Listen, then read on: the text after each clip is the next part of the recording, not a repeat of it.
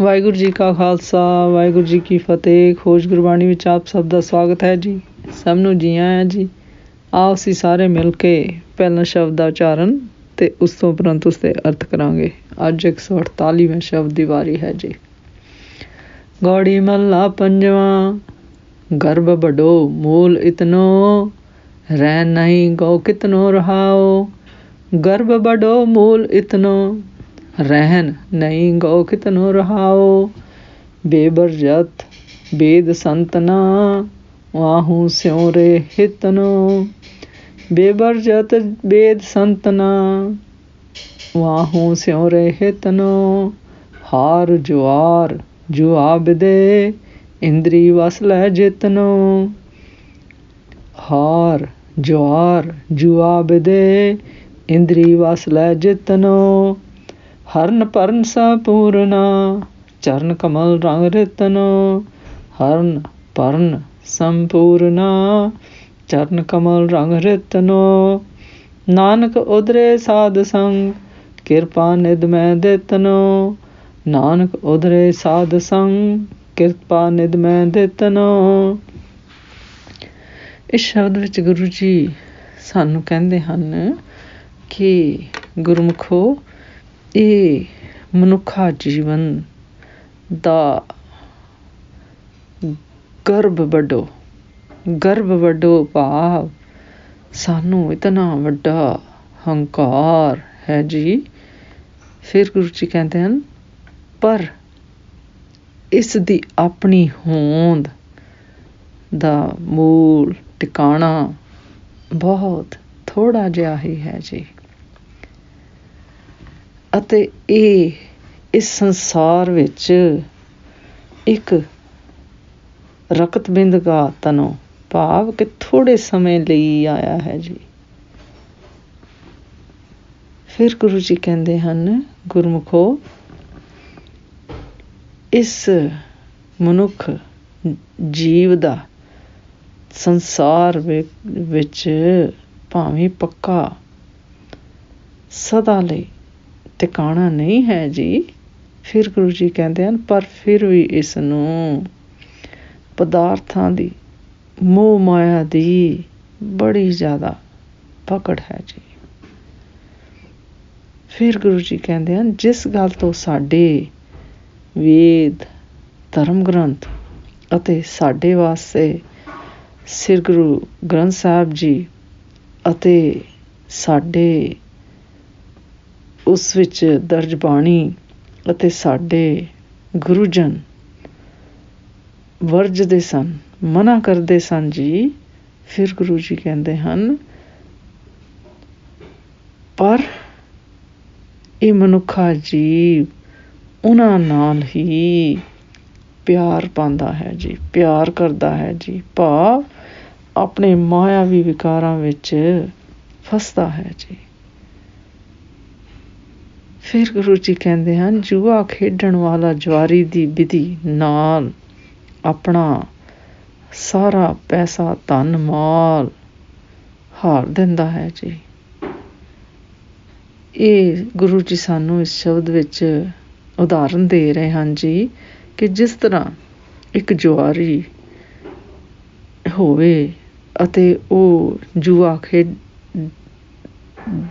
ਕੇ ਸਾਰਾ ਕੁਛ ਆਪਣਾ ਮਾਲ ਧਨ ਮਾਲ ਸਾਰਾ ਕੁਛ ਹਾਰ ਦਿੰਦਾ ਹੈ ਜੀ। ਫਿਰ ਗੁਰੂ ਜੀ ਕਹਿੰਦੇ ਨੇ, ਇਸੇ ਤਰ੍ਹਾਂ ਹੀ ਮਨੁੱਖਾ ਜੀਵ ਦੀਆਂ ਇੰਦਰੀਆਂ ਨੇ ਇਸ ਨੂੰ ਆਪਣੇ ਵੱਸ ਵਿੱਚ ਕਰਕੇ ਇਸ ਨੂੰ ਜਿੱਤ ਲਿਆ ਹੈ ਜੀ। ਭਾਵ ਇਹ ਮਾਇਆਵੀ ਵਿਕਾਰ, ਮੋਹ ਮਾਇਆ ਦਾ ਹੰਕਾਰ ਅਤੇ ਪਦਾਰਥਾਂ ਦੀ ਇਸ 'ਤੇ ਇਤਨੀ ਪਕੜ ਹੈ ਜੀ ਕਿ ਇਸ ਨੇ ਮੋਹ ਮਾਇਆ ਨੇ ਇਸ ਨੂੰ ਆਪਣੇ ਕਾਬੂ ਵਿੱਚ ਕਰ ਲਿਆ ਹੈ ਜੀ। ਫਿਰ ਗੁਰੂ ਜੀ ਕਹਿੰਦੇ ਹਨ, ਜੋ ਹਰਨ ਭਰਨ ਭਾਵ ਸਾਡੀਆਂ ਲੋੜਾਂ ਭਰਨ ਲਈ ਪਰਮੇਸ਼ਰ ਪੂਰਾ ਸਮਰੱਥ ਹੈ ਜੀ। ਫਿਰ ਗੁਰੂ ਜੀ ਕਹਿੰਦੇ ਹਨ, ਪਰ ਮਨੁੱਖ ਜੀਵ ਉਸ ਦੇ ਗੁਰਸ਼ਬਦ ਗੁਰਬਾਣੀ ਨਾਮ ਸਿਮਰਨ ਰੂਪ ਚਰਨ ਕਮਲਾਂ ਦੀ ਪ੍ਰੀਤ ਤੋਂ ਭਾਵ ਪਿਆਰ ਤੋਂ ਖਾਲੀ ਹੈ ਜੀ, ਭਾਵ ਉਸ ਨਾਲ ਨਹੀਂ ਜੁੜਦਾ ਜੀ। ਫਿਰ ਗੁਰੂ ਜੀ ਕਹਿੰਦੇ ਹਨ ਕਿ ਮਿਹਰ ਤੇ ਕਿਰਪਾ ਦੇ ਖਜ਼ਾਨੇ ਪਰਮੇਸ਼ਰ ਨੇ ਸਾਨੂੰ ਅਰਪਣ ਕੀਤੇ ਹਨ ਜੀ। ਫਿਰ ਗੁਰੂ ਜੀ ਕਹਿੰਦੇ ਹਨ ਗੁਰਮੁਖ ਸਾਨੂੰ ਗੁਰੂ ਜੀ ਰਸਤਾ ਦੱਸਦੇ ਹਨ ਕਿ ਜੋ ਗੁਰਮੁਖ ਗੁਰਸ਼ਬਦ ਗੁਰਬਾਣੀ ਨਾਮ ਸਿਮਰਨ ਨਾਲ ਜੁੜਦੇ ਹਨ ਜੀ, ਉਹਨਾਂ ਦੀ ਸਾਥ ਕਰੋ ਜੀ, ਸੰਗਤ ਕਰੋ ਜੀ, ਅਤੇ ਗੁਰਸ਼ਬਦ ਗੁਰਬਾਣੀ ਨਾਮ ਸਿਮਰਨ ਰੂਪ ਗੁਰੂ ਦੀ ਪ੍ਰੀਤ ਕਰਨੀ ਚਾਹੀਦੀ ਹੈ ਜੀ, ਉਸ ਨਾਲ ਪਿਆਰ ਕਰਨਾ ਚਾਹੀਦਾ ਹੈ ਜੀ। ਫਿਰ ਗੁਰੂ ਜੀ ਕਹਿੰਦੇ ਹਨ ਸਾਨੂੰ ਸਾਡੇ ਗੁਰੂਆਂ ਨੇ ਇਹ ਰਸਤਾ ਵਿਖਾ ਦਿੱਤਾ ਹੈ ਜੀ, ਭਾਵ ਗੁਰਸ਼ਬਦ ਗੁਰਬਾਣੀ ਨਾਮ ਸਿਮਰਨ ਦੁਆਰਾ ਇਸ ਸੰਸਾਰ ਸਾਗਰ ਤੋਂ ਸਾਨੂੰ ਤਰਨ ਦਾ, ਭਾਵ ਮੋਹ ਮਾਇਆ ਨੂੰ ਆਪਣੇ ਕਾਬੂ ਵਿੱਚ ਕਰਕੇ ਇਸ ਸੰਸਾਰ ਸਾਗਰ ਤੇ ਤਰਨ ਦਾ ਤਰੀਕਾ ਦੱਸ ਦਿੱਤਾ ਹੈ ਜੀ। ਭਾਵ ਗੁਰਸ਼ਬਦ ਗੁਰਬਾਣੀ ਨਾਮ ਸਿਮਰਨ ਦੁਆਰਾ ਅਸੀਂ ਆਪਣੇ ਅਸਲ ਮੂਲ ਨੂੰ ਪਹਿਚਾਣ ਸਕਦੇ ਹਾਂ ਜੀ, ਅਤੇ ਜੋ ਲਾਏ ਹੋਏ ਮੋਹ ਮਾਇਆ ਦੇ ਵਿਕਾਰ ਹਨ ਉਹਨਾਂ ਨੂੰ ਕਾਬੂ 'ਚ ਕਰ ਸਕਦੇ ਹਾਂ ਜੀ, ਅਤੇ ਸਾਨੂੰ ਫਿਰ ਉਸ ਪਰਮੇਸ਼ਰ ਦੇ ਹੋਂਦ ਦੀ ਸੋਝੀ ਹੋ ਜਾਏਗੀ ਜੀ। ਇਸ ਸ਼ਬਦ ਦਾ ਸਾਰ ਇਸ ਤਰ੍ਹਾਂ ਕਰੀਏ ਜੀ। ਇਸ ਸ਼ਬਦ ਦੀ ਇਸ ਪੰਕਤੀ 'ਚ ਗੁਰੂ ਜੀ ਦੱਸਦੇ ਹਨ ਬੇਵਰ ਜਦ ਬੇਦ ਸੰਤਨਾ, ਬੇਵਰ ਜਦ ਬੇਦ ਸੰਤਨਾ ਵਾਹੂ ਸਿਉ ਰਹੇ ਹਿਤਨੋ, ਵਾਹੂ ਸਿਉ ਰਹੇ ਹਿਤਨੋ, ਭਾਵ ਸਾਡੇ ਗੁਰੂਆਂ ਨੇ ਸਾਡੇ ਵਾਸਤੇ ਬੇਦ ਸੰਤਨਾ, ਸਿਰ ਗੁਰੂ ਗ੍ਰੰਥ ਸਾਹਿਬ ਵਿੱਚ ਦਰਜ ਗੁਰਬਾਣੀ ਦਾ ਖਜ਼ਾਨਾ, ਵੇਦ ਭਾਵ ਸਿਰ ਸਾਡੀ ਗੁਰਬਾਣੀ, ਸਾਡੇ ਵਾਸਤੇ ਗੁਰਮਤ ਗੁਰਬਾਣੀ ਦਾ ਖਜ਼ਾਨਾ ਬਖਸ਼ਿਆ ਹੈ ਜੀ। ਪਰ ਅਸੀਂ ਗੁਰਸ਼ਬਦ ਗੁਰਬਾਣੀ ਨਾਮ ਸਿਮਰਨ ਨਾਲ ਆਪਣਾ ਪਿਆਰ ਪ੍ਰੀਤ ਨਹੀਂ ਲਗਾਉਂਦੇ ਜੀ, ਜਰਾ ਵੀ ਹਿੱਤ ਨਹੀਂ ਹੈ ਸਾਨੂੰ ਉਸ ਨਾਲ ਜੀ। ਫਿਰ ਗੁਰੂ ਜੀ ਕਹਿੰਦੇ ਹਨ ਮਨੁੱਖ ਜੀਵ ਦਾ ਸਰੀਰ ਇੱਕ ਰਕਤ ਬੂੰਦ ਦਾ ਇੱਕ ਗਾਰਾ ਉਸ ਤਰ੍ਹਾਂ ਹੈ ਜੀ। ਫਿਰ ਗੁਰੂ ਜੀ ਕਹਿੰਦੇ ਹਨ ਮਨੁੱਖ ਆਪਣੇ ਆਪ ਨੂੰ, ਆਪਣੇ ਮੂਲ ਨੂੰ ਪਛਾਣਨ ਤੋਂ ਬਿਨਾਂ ਚੀਜ਼ਾਂ ਦਾ, ਪਦਾਰਥਾਂ ਦਾ ਹੰਕਾਰ ਕਰ ਰਿਹਾ ਹੈ ਜੀ। ਫਿਰ ਗੁਰੂ ਜੀ ਕਹਿੰਦੇ ਜਿਨ੍ਹਾਂ ਚੀਜ਼ਾਂ ਤੋਂ ਬਾਰ-ਬਾਰ ਸਾਡੇ ਗੁਰੂਜਨ ਅਤੇ ਸਾਡੀ ਗੁਰਬਾਣੀ ਇਸ ਮੋਹ ਮਾਇਆ ਤੋਂ ਵਰਜਦੀ ਹੈ ਜੀ।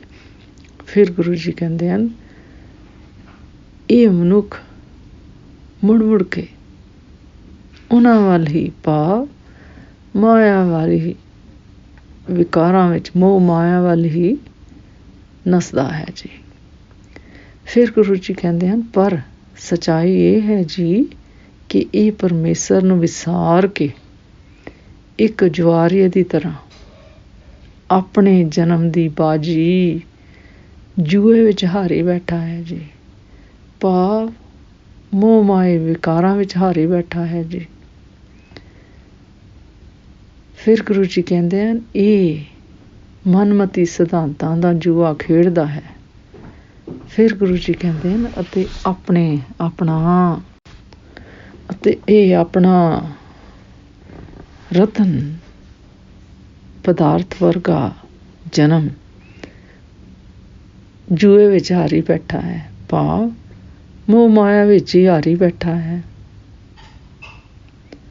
ਫਿਰ ਗੁਰੂ ਜੀ ਕਹਿੰਦੇ ਹਨ ਕਿ ਗੁਰਮੁਖ ਸਾਧੂ ਦੀ ਸੰਗਤ ਅਤੇ ਗੁਰਸ਼ਬਦ ਗੁਰਬਾਣੀ ਨਾਮ ਸਿਮਰਨ ਰੂਪ ਗੁਰੂ ਦੀ ਸ਼ਰਨ ਵਿੱਚ ਪੈ ਕੇ ਉਸ ਦੇ ਪ੍ਰਸਾਦ ਨਾਲ, ਭਾਵ ਉਸ ਦੀ ਮਿਹਰ ਨਾਲ, ਕਿਰਪਾ ਨਾਲ ਗੁਰਸ਼ਬਦ ਗੁਰਬਾਣੀ ਨਾਮ ਸਿਮਰਨ ਦਾ ਚਿੰਤਨ ਕਰਨਾ ਹੀ ਸਾਡੇ ਵਾਸਤੇ ਅਸਲ